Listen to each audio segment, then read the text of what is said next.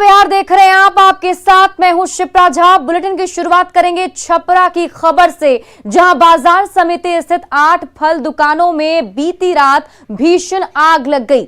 अगलगी की इस घटना में 70 लाख से अधिक का नुकसान का अनुमान है। बताया जा रहा है कि संदिग्ध लोगों ने दुकानों में आग लगा दी और मौके से फरार हो गए। देखते ही देखते आग बाजार समिति के कई दुकानों को अपनी चपेट में ले ली।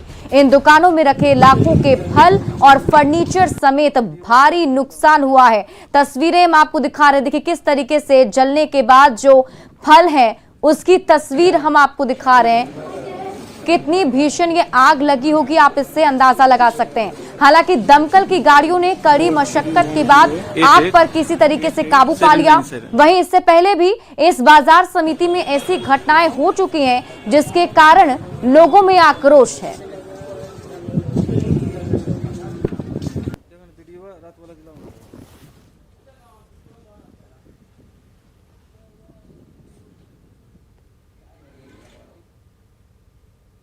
के पहले भी घटना हुआ है, कभी आग लगता है, कभी चोरी होता है। तो क्या आप लोग को लग रहा है इस बार जो घटना हुई इसमें क्या आशंका है? इसमें भी ये जो आग लगा नहीं लगाया गया है। ये कौन लोग हैं, कुछ ऐसा लग रहा है?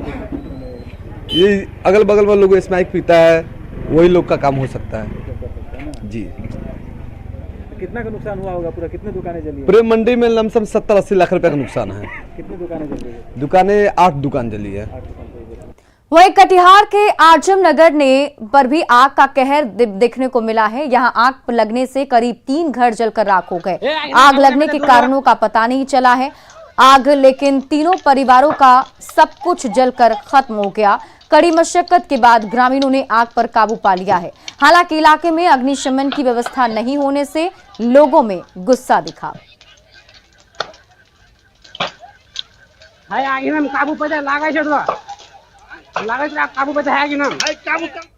और अब बात हर्ष फायरिंग की, जिसकी वजह से कई बार लोगों की जान जा चुकी है, लेकिन लोग हैं कि मानने को तैयार नहीं हैं। ताजा मामला भागलपुर के पिरपैंती का है, जहां एक कार्यक्रम के दौरान कुछ मनचले युवक हाथ में बंदूक लेकर नाचते हुए दिखाई दे रहे हैं।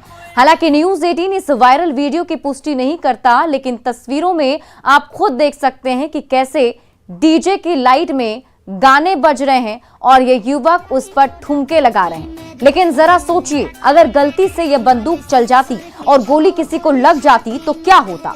हैरानी की बात तो यह है कि वीडियो वायरल होने के बाद भी पुलिस की तरफ से कोई कार्रवाई नहीं की गई।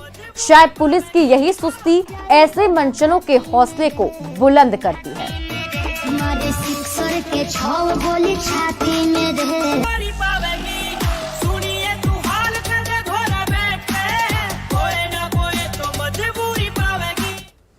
दरभंगा के लहरियासराय थाना क्षेत्र के खान चौक पर 2 गुटों के बीच जमकर मारपीट हुई। देखते ही देखते मारपीट की घटना गोलीबारी में बदल गई, जिसके कारण इलाके में अफरा तफरी का माहौल बन गया। फायरिंग की घटना को देखने के लिए स्थानीय लोगों ने शोर मचाया, जिसके बाद फायरिंग करने वाले मौके से फरार हो गए। फायरिंग और मारपीट की घटना सीसीटीवी में कैद हो गई। घटना की सूचना पर पहुंची लहरियासराय पुलिस ने सीसीटीवी फुटेज के आधार पर मामले की जांच शुरू कर दी है और वारदात में शामिल एक अपराधी को गिरफ्तार भी कर लिया है। अन्य आरोपियों की तलाश की जा रही है। घटना का मुख्य कारण आपसी वर्चस्व बताया जा रहा है। तो देखिए तस्वीरें भी हम आपको दिखा रहे हैं। ये सीसीटीवी फुटेज सामने आया है, जिसमें आप साफ तौर पर देख पा रहे होंगे किस तरीके से यहां पर मारपीट हुई और मारपीट होते होते बात गोलीबारी तक पहुंच गई।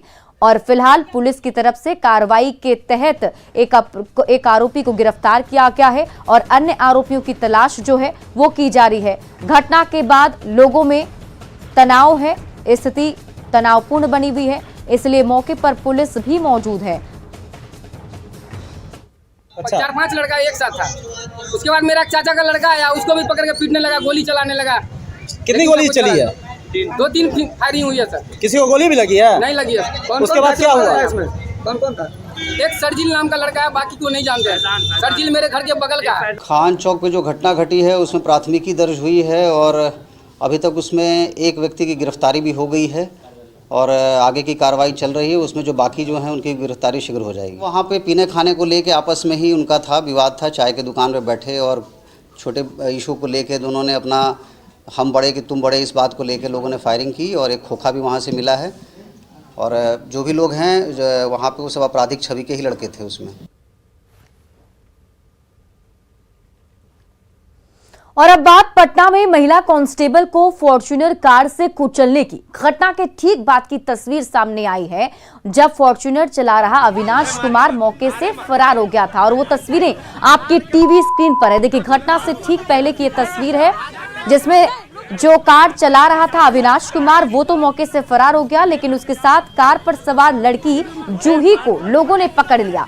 लड़की बता रही है कि अविनाश उसका भाई है और वो उसे फोन करके बुलाने की कोशिश भी कर रही है, जबकि कई लोग हैं जो लड़की को मारने की बात कह रहे हैं। वो चिल्ला रहे हैं कि लड़की की पिटाई करने से ही वो लड़का वापस आएगा। हालांकि पुलिस उस लड़की को लोगों की भीड़ से बचाकर दूर ले जा रही है। लड़की रोती भी दिखाई दे रही है। बताया जा रहा है कि लड़की के पकड़े जाने के बाद कुछ ही देर बाद कार चला रहा आरोपी अभिनव कुमार को भी लोगों ने पकड़ लिया और फिर कार को भी जब्त कर लिया है।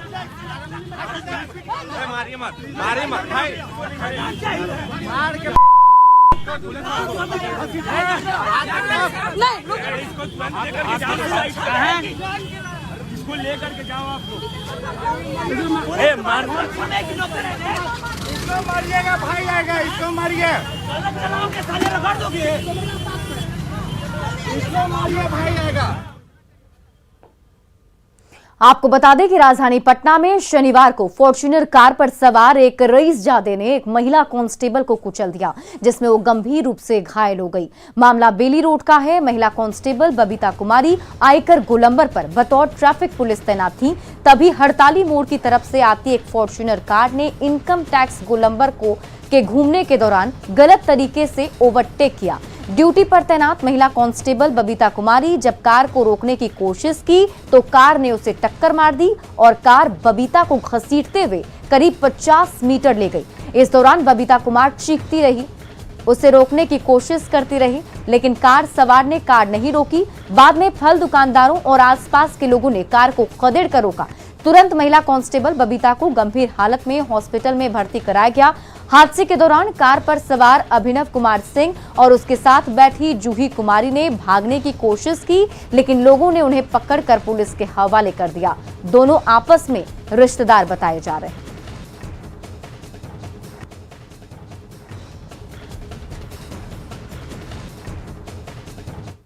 और अब बात करेंगे दरभंगा में 4 लोगों को जिंदा जलाने से जुड़े मामले की। बीती रात दरभंगा के जिलाधिकारी राजीव रोशन ने पीड़ित परिजनों से मुलाकात की और परिवार को न्याय का भरोसा दिलाया।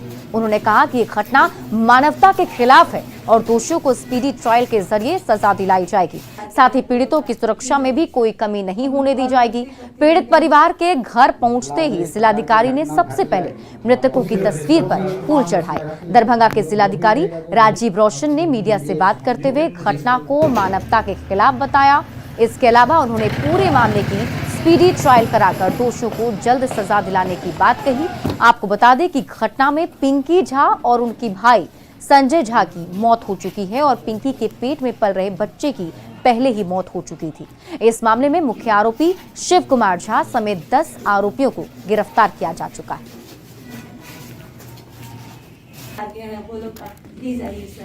हम लोग कॉल करते करते रह गए। मिथिला में इस प्रकार की घटना घट जाएगी। मिथिला में एसएसपी साहब से भी मेरी बात हुई है। त्वरित अनुसंधान करते हुए शीघ्र इस मामले का निष्पादन हो, ये बहुत ज़रूरी है। साथ ही मैं जो डिस्ट्रिक्ट लेवल मॉनिटरिंग कमेटी की बैठक होती है उसमें भी अनुरोध करूंगा कि इस पे स्पीडी ट्रायल होकर के इस पूरे मामले में जो भी दोषी हों, जो भी न्याय के दायरे में, कानून के दायरे में, जिनकी भी भूमिका अपराध के दायरे में आए, तो न्याय मिले पीड़ित परिवार को।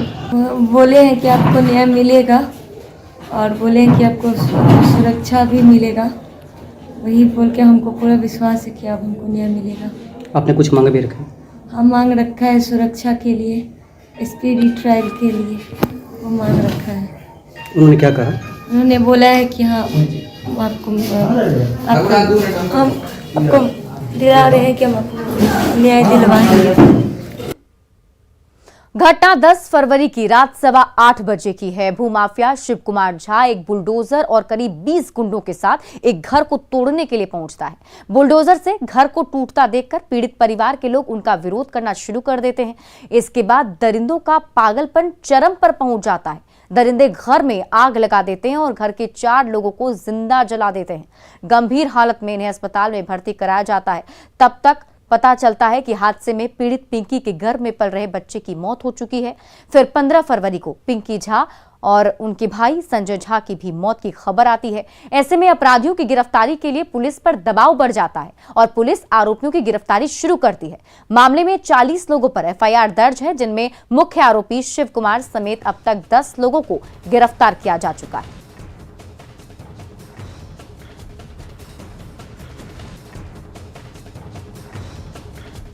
बढ़ते आगे, पटना में एक माता पिता ने अपने 7 महीने के बच्चे के इलाज के लिए सरकार से गुहार लगाई है। 7 महीने के हिमांशु को ब्रेन ट्यूमर है, जिस चलते उसकी हालत रह रहकर गंभीर हो जाती है। गरीबी के चलते परिवार बच्चे का इलाज नहीं करा पा रहा है। पटना में फल बेचने वाले हिमांशु के पिता ने बच्चे को लेकर पटना एम्स पहुंचे तो वहां से उन्हें पीएमसीएच रेफर किया गया, मगर पीएमसीएच में भी बच्चे को भर्ती नहीं किया गया। हालांकि बाद में परिवार आईजीआईएमएस में इलाज के लिए गया, जहां कुछ जांच के बाद परिवार को इलाज की उम्मीद जगी। बच्चे के माता पिता सरकार से इलाज की गुहार लगा रहे हैं, क्योंकि वो निजी अस्पताल में आने वाले खर्च वहन नहीं कर सकते। 1-1.5 महीने से बच्चा को लेकर हम लोग परेशान हैं। झारखंड के धनबाद और बोकारो से उठे भाषा विवाद की आंच अब राजधानी पटना पहुंच गई है, जहां एक तरफ बिहार के तमाम राजनीतिक दलों ने एक सुर में भाषाई रोक पर कड़ी प्रतिक्रिया दी, तो वहीं पटना के लोगों का भी कहना है कि यह बिल्कुल गलत हो रहा है। पटना के लोगों से बात की संवाददाता रितु रोहिणी ने। झारखंड सरकार के द्वारा बिहार की 2 महत्वपूर्ण भाषाओं मगही और भोजपुरी पे रोक लगाने के बाद जहां एक तरफ तमाम राजनीतिक प्रतिक्रियाएं निकलकर सामने आ रही है, वहीं पटना के लोग क्या कुछ इस पर सोचते हैं, इसको जानने के लिए हम इस वक्त पटना के कुछ लोगों के साथ मौजूद हैं और सीधे तौर पर इनसे ही जानते हैं वो इस पूरे मामले को, पूरे प्रकरण को किस तरीके से देख रहे हैं। बिहार की 2 काफी महत्वपूर्ण भाषाएं हैं भोजपुरी और मंगही, और उस पे झारखंड में रोक लग गई है, क्या कहेंगे? ये एकदम गलत बात है, नहीं होना चाहिए इस तरह का बात। जब झारखंड बिहार एक ही है, सब कुछ है, तो झारखंड मैथिली और भोजपुरी सब एक है, सब एक रहना चाहिए। अगर इस तरह का जो हुआ है गलत है, ये मेरे नजर में गलत है। भाषा पे रोक लगाना कितना सही है इस तरीके से? ये बहुत गलत बात है, क्योंकि देखिए अगर अखंड भारत रखना चाहते हैं तो ये सब राजनीति से प्रेरित है, क्योंकि अखंड भारत के लिए सभी भाषाओं को महत्व देना चाहिए, और खासकर भोजपुरी। मैं भोजपुरी बोलने वाला हूँ। इसमें देखिए बड़े बड़े लोग इसमें सहयोग दिए, जैसे भिखारी ठाकुर, कि जिस तरीके से ये बात निकल करके आई है सामने, और इसके बाद क्योंकि झारखंड जो है कभी बिहार का ही पार्ट था, तो ऐसे में इस तरीके से बिहार की जो मूल भाषाएं हैं उनमें आता है भोजपुरी और मगही, तो उस पर रोक लगाना कितना जायज लग रहा है आपको? एकदम नाजायज है। ये सब राजनीति से प्रेरित है, कंप्लीट। और हम लोग इसके बारे में और ज्यादा क्या कह सकते हैं, केवल राजनीति से प्रेरित है। पटना के जो लोग हैं वो भाषा पे इस तरीके से रोक लगाए जाने से खुश नजर नहीं आ रहे हैं, और कहीं ना कहीं इसमें वो राजनीतिक तौर पर भी जो नेताओं हैं उनकी भूमिका को भी वो उस पे सवाल उठा रहे हैं। कैमरामैन मनीष जुनेजा के साथ ऋतु रोहिणी, न्यूज़ 18 पटना। और अब बगहा के लिए एक बड़ी खबर। बगहा की शक्ल और सूरत दोनों ही जल्द बदलने वाली है। जल्द ही बगहा में टेक्सटाइल मेगा पार्क का निर्माण कराया जाएगा। Mega integrated textile reason and April park scheme के तहत जिले में 1000 एकड़ में टेक्सटाइल मेगा पार्क के निर्माण के लिए प्रक्रिया शुरू हो गई है। पश्चिम चंपारण के बगहा 1, मधुबनी और भितहा अंचल में समेकित रूप से पार्क का निर्माण कराया जाएगा। रोजगार सृजन के साथ ही बिहार के सर्वांगीण विकास में चंपारण का टेक्सटाइल हब मील का पत्थर साबित होगा। जैसे कि आप लोग जानते हैं कि जैसे पहले सर ने चनपटिया स्टार्टअप जोन भी उन्होंने शुरू किया था, और उसकी वजह से काफ़ी लोगों को रोज़गार मिला और काफ़ी बड़ी मात्रा में वहाँ पे सेल होता है। उसी प्रकार हम लोग देख सकते हैं कि अगर ये साकार हो पाया तो ये एक चंपारण के लोगों के लिए बहुत बड़ा सौगात होगा। 500 एकड़ में हमारे वहाँ मधुबनी ब्लॉक के और भिताहा ब्लॉक के ज़मीनों को चिन्हित किया गया है, जिस पे टेक्सटाइल पार्क बनाया जाएगा, जो हमारे चंपारण के लिए काफ़ी गर्व की बात है। और यहाँ पे बहुत से जो युवा बेरोजगारी का दंश झेल रहे थे, जब ये टेक्सटाइल पार्क का निर्माण होगा तो उनको रोजगार मिलेगा और नए रोजगार को सृजित किया जाएगा। भागलपुर में चोर की करतूत सीसीटीवी में रिकॉर्ड हो गई। खुटहरी गांव में एक घर को चोरों ने निशाना बनाया, लेकिन चोरी से पहले ही घर के सदस्यों ने सीसीटीवी का मॉनिटर देख लिया और चोरी होने से बच गई। बाइक की चोरी के दौरान ही घर के सदस्य वहां पहुंच गए। एक चोर तो पकड़ा गया, लेकिन 2 चोर भागने में कामयाब हो गया।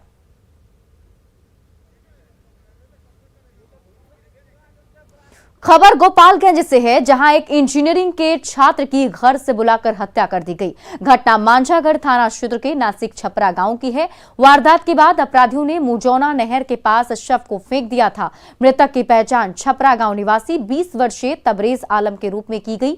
मृतक भोपाल में रहकर इंजीनियरिंग की पढ़ाई करता था और हत्या से एक दिन बाद भोपाल जाने वाला था। हत्या के पीछे प्रेम प्रसंग की बात सामने आई है। हालांकि पुलिस फिलहाल कुछ भी बताने से इनकार कर रही है। परिजनों के मुताबिक तबरेज आलम 18 फरवरी की रात के 12 बजे किसी अनजान शख्स का कॉल आने पर घर से निकला था और अगले दिन मुजौना नहर के पास तबरेज आलम की लाश मिली।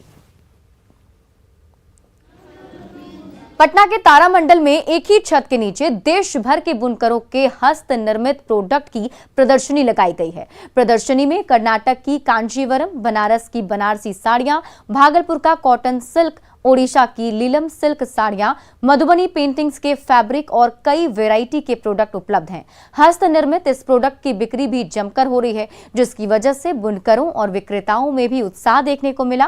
प्रदर्शनी का जायजा लिया हमारे संवाददाता रजनीश कुमार ने। पटना के तारामंडल में सिल्क प्रदर्शनी लगाई गई है, जहां पर कश्मीर से लेकर कन्याकुमारी और भागलपुर से लेकर बनारस तक के जो बुनकर हैं यानी कलाकार, वो अपना हुनर बिखेर रहे हैं। एक से बढ़कर एक प्रोडक्ट यहां पर उपलब्ध है। तो आपको सबसे पहले हम दिखा रहे हैं कि देखिए, ग्राहक बड़ी संख्या में यहां पर खरीदारी करने के लिए पहुंच रहे हैं।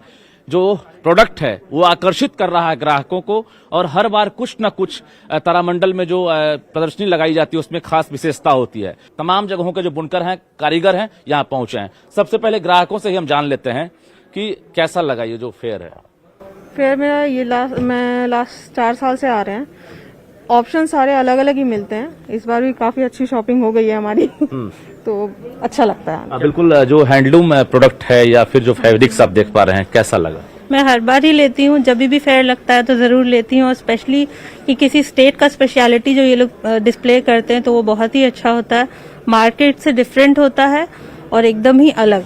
हमने भी लेंथ लिया है, सूट का लेंथ लिया है मैरिज पर्पज से। यहाँ पे हर एक पर्पज से, जैसे डेली वेयर और ऑफिस वेयर, मैरिज के लिए हर तरह, पार्टी वेयर हर तरह का उपलब्ध है। वो दुकानों में नहीं मिलेगा? नहीं, वो मार्केट से थोड़ा अलग होता है। यहाँ बिहार के भी प्रोडक्ट है यहाँ पर। भागलपुर का कैसा लगा सिल्क वाला मटेरियल? सिल्क मटेरियल अच्छा है, इनफैक्ट बहुत अच्छा है, मार्केट से बिल्कुल अलग है। पहले बनता है बीम में, उसके बाद लूम में चढ़ाते हैं, उसके बाद चलाते हैं, भरना लगता है इसमें। काटते हैं आप? हाँ। और क्या सब प्रोडक्ट क्या तैयार करते हैं आप? प्रोडक्ट का जैसे शर्ट का कपड़ा बनाए, सूट बनाए, साड़ी बनाए, ये सब मटेरियल बनाने के बाद इस पे प्रिंट भी करते हैं। जी सर, मैं सूट, साड़ी, दुपट्टा, फैब्रिक सारा चीज तैयार करते हैं। इसे इसका पहले ताना होता है, उसके बाद फिर भरना लगता है, उसके बाद फिर लूम पे लोड करते हैं, उसके बाद वहाँ चलाया जाता है, उसके बाद फिर जिस हिसाब से कलर निकालना होता है डाई कर लेते हैं, उसका प्रिंट होता है। ये साड़ियाँ वगैरह देख लीजिए, ये तसर की साड़ी अपने हाथ से तैयार किया? जी, सब अपने हाथ से। पूरे परिवार के लोग काम करते हैं घर में। बहुत अच्छा है, हमारा तो बहुत अच्छा रहता है। घर से भी जाते हैं और बहुत दूर दूर तक जाते हैं। ये गर्व होता है जब विदेशों में मांग होती है। बहुत।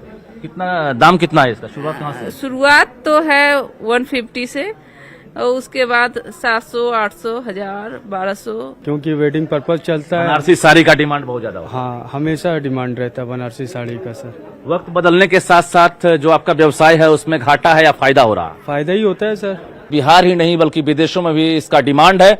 यही वजह है कि जो मेले लगे हैं उस मेले में ग्राहक जो है बड़ी संख्या में खरीदारी करने के लिए पहुंच रहे हैं और प्रोडक्ट देखकर काफी संतुष्ट भी हो रहे हैं। कैमरामैन सुबोध के साथ रजनीश कुमार, न्यूज 18 पटना। और फिलहाल इस बुलेटिन में अभी के लिए बस इतना ही, लेकिन न्यूज 18 बिहार झारखंड पर खबरों का सिलसिला लगातार जारी है।